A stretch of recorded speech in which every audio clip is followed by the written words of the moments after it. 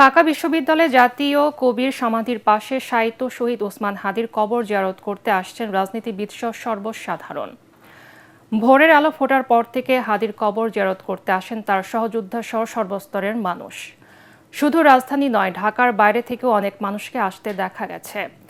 কেউ কেউ অশ্রু জলে নির্বাক দাঁড়িয়ে প্রার্থনা করেন প্রিয় নেতা হাদির জন্য। সহযোদ্ধা, শুভাকাঙ্ক্ষী কেউ মানতে পারছেন না হাদির এই মৃত্যু। কেউ কেউ স্বরাষ্ট্র উপদেষ্টার পদত্যাগ দাবি করেন। দ্রুত প্রকৃত খুনিদের গ্রেপ্তার করে সর্বোচ্চ শাস্তির দাবিও জানান তারা। তবে নিরাপত্তার জন্য কাউকেই ঢুকতে দেওয়া হচ্ছে না ভেতরে। সর্বোচ্চ সতর্ক অবস্থায় রয়েছে আইনশৃঙ্খলা রক্ষাকারী বাহিনী। তাই হাদির কবর দূর থেকে দেখছেন সর্বসাধারণ।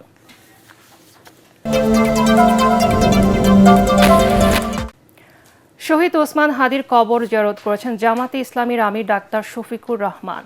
ভোরে ঢাকা বিশ্ববিদ্যালয়ের কেন্দ্রীয় জামে মসজিদে ফজরের নামাজ আদায়ের পর তিনি হাদির কবর জিয়ারত করেন। এ সময় ওসমান হাদির রুহের মাগফিরাত কামনা করেন দলটির নেতারা। জামাতের আমিরের সঙ্গে উপস্থিত ছিলেন সংগঠনের সেক্রেটারি জেনারেল মিয়া গোলাম পরোয়ার, সহকারী সেক্রেটারি জেনারেল মাওলানা আব্দুল হালিম, ছাত্র শিবিরের কেন্দ্রীয় সভাপতি জাহিদুল ইসলাম, জামাতে ইসলামের কেন্দ্রীয় নির্বাহী পরিষদ সদস্য মোবারক হোসাইন, ডাকসুর ভিপি সাদিক কায়েম, জিএস এস এম ফরহাদও এ সময় উপস্থিত ছিলেন।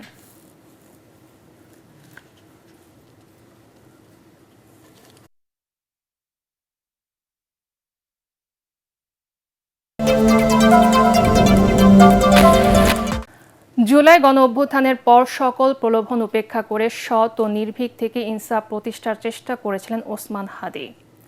নারায়ণগঞ্জের রূপগঞ্জ স্টেট ইউনিভার্সিটির ৭ম সমাবর্তন অনুষ্ঠানে সভাপতির বক্তব্যে এসব কথা বলেন আইন উপদেষ্টা ডক্টর আসিফ নজরুল। ওসমান হাদির আত্মত্যাগের প্রতি শ্রদ্ধা জানিয়ে আইন উপদেষ্টা আরও বলেন, হাদি নিজের কথা না ভেবে দেশের মানুষের কথা ভেবেছেন বলেই শেষ বিদায়ে লাখো মানুষের আহাজারি ও দোয়া পেয়েছেন। এ সময় দেশের বিভিন্ন প্রতিষ্ঠানে হামলার প্রসঙ্গে তিনি বলেন, হামলাকারীদের চেয়ে দেশে সৃষ্টিশীল ও আত্মত্যাগী তরুণের সংখ্যাই বেশি।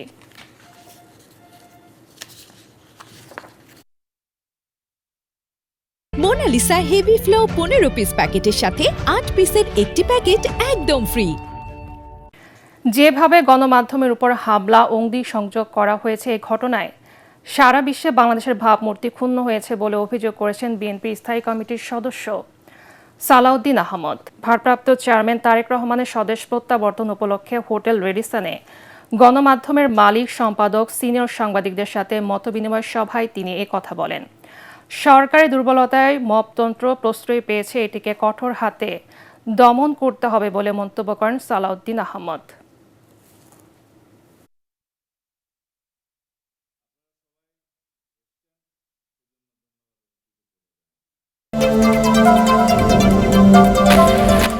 ত্রয়োদশ জাতীয় সংসদ নির্বাচন ও গণভোটকে ঘিরে সার্বিক আইন শৃঙ্খলা পরিস্থিতি নিয়ে সেনা, নৌ ও বিমান বাহিনী প্রধানের সঙ্গে বৈঠক করেছে নির্বাচন কমিশন।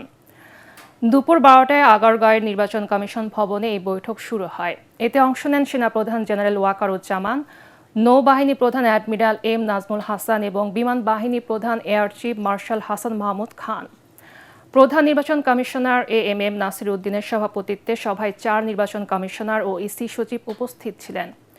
বৈঠকে নির্বাচনের আগে আইন শৃঙ্খলা পরিস্থিতি, অবৈধ অস্ত্র উদ্ধার ও সন্ত্রাসী কার্যক্রম প্রতিরোধে যৌথ বাহিনীর অভিযান, প্রার্থী ও রাজনৈতিক দলের জন্য আচরণ বিধিমালা প্রতিপালন এবং নির্বাচনী পরিবেশ বজায় রাখার সংশ্লিষ্ট বিষয় পর্যালোচনা করা হয়।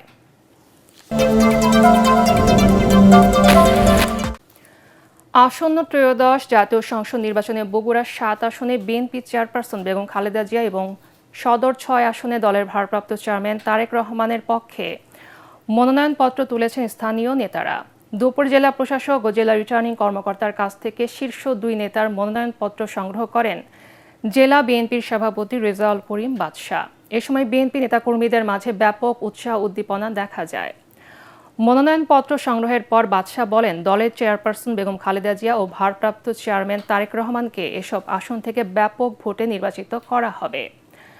এ সময় বিএনপি চেয়ারপারসনের উপদেষ্টা অ্যাডভোকেট এ.কে. মাহবুবুর রহমান, জেলা বিএনপির ভারপ্রাপ্ত সাধারণ সম্পাদক মোশাররফ হোসেন, সাবেক সভাপতি ভিপি সাইফুল ইসলাম, সাবেক এমপি গোলাম মোহাম্মদ সিরাজ সহ বিএনপি যুবদল, স্বেচ্ছাসেবক দল এবং ছাত্রদলের নেতারা উপস্থিত ছিলেন।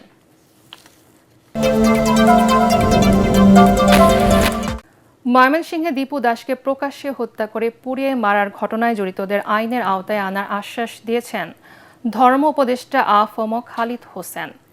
সচিবালয়ে সাংবাদিকদের তিনি কথা বলেন। প্রথম আলো ডেইলি স্টার অফিসে হামলায় জড়িতদের ফুটেজ দেখে শনাক্ত করা হচ্ছে বলেও জানান উপদেষ্টা। আইন শৃঙ্খলা পরিস্থিতি সরকারের নিয়ন্ত্রণে আছে দাবি করে তিনি বলেন, যথাসময়ে সংসদ নির্বাচন হবে। সামাজিক যোগাযোগ মাধ্যমে দেশের বাইরে থেকে যারা উস্কানিমূলক পোস্ট দিচ্ছেন তাদের বিষয়ে ইউটিউব ও মেটা কর্তৃপক্ষ ব্যবস্থা নেবে বলেও জানান উপদেষ্টা। মহান স্বাধীনতা যুদ্ধের মুক্তি বাহিনীর ডেপুটি চিফ অব স্টাফ এবং সাবেক বিমান বাহিনী প্রধান এয়ার ভাইস মার্শাল এ কে খন্দকারের জানাজা অনুষ্ঠিত হয়েছে। বিমান বাহিনী ঘাঁটি বাসারের প্যারেড গ্রাউন্ডে জানাজায় অংশ নেন প্রধান উপদেষ্টা ডক্টর মোহাম্মদ ইউনূস। মুক্তিযুদ্ধে দেশাত্মবোধ ও সাহসিকতাপূর্ণ অবদানের জন্য এ কে খন্দকারকে বীর উত্তম খেতাবে ভূষিত করা হয়। এছাড়াও স্বাধীনতা পরবর্তী বাংলাদেশ বিমান বাহিনীকে সুসংগঠিত করা এবং দেশ গঠনে অসামান্য অবদান রাখায় 2011 সালে তাকে স্বাধীনতা পুরস্কারে ভূষিত করা হয়।